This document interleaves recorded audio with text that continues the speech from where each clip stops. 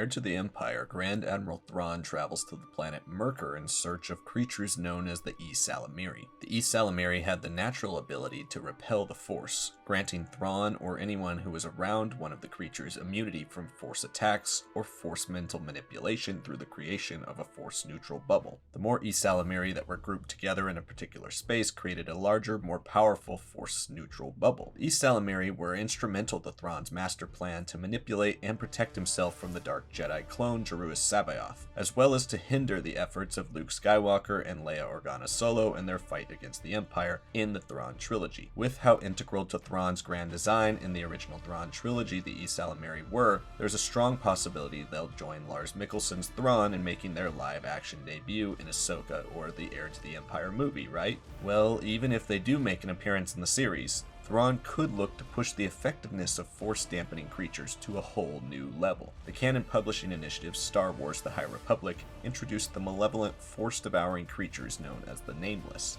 The Nameless are also known as the Shri Karai, which translates to Eaters of the Force.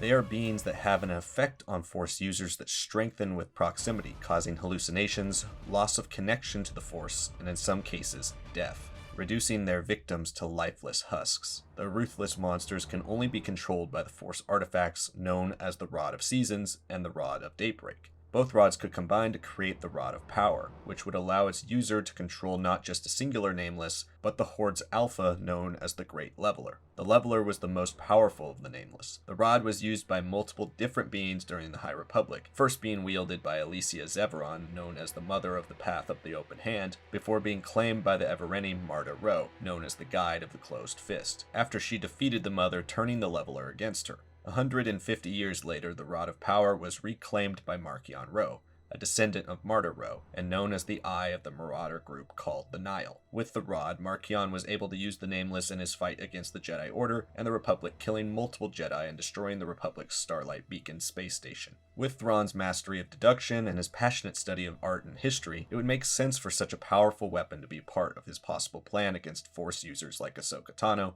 Ezra Bridger, and Luke Skywalker. The High Republic Phase 3 begins at the end of the year, so we don't quite know what will happen to Marchion Ro, the Rod of Power, or the Leveler, but it would be really interesting to see this High Republic connection brought back into a story that takes place over 190 years later. What do you think? Will Thrawn use the Ysalamiri? Will he use the Nameless? Will he use both? Let me know in the comments section below. Of course, make sure you're liking this video and subscribing to the channel for more Star Wars content. I'm going to be dropping a lot more lore videos like this and connections and theory videos in the coming months as we get closer to Ahsoka, so make sure you're subscribed for all that great content. Stay tuned for our live streams 2 times a week every Tuesday and Thursday, and also look for a lot more High Republic Phase 2 coverage as we drop our High Republic Path of Vengeance review and our reviews of the junior novels and all of the comics, as well as a High Republic Phase 2 reading guide and a tier list ranking every story in the High Republic.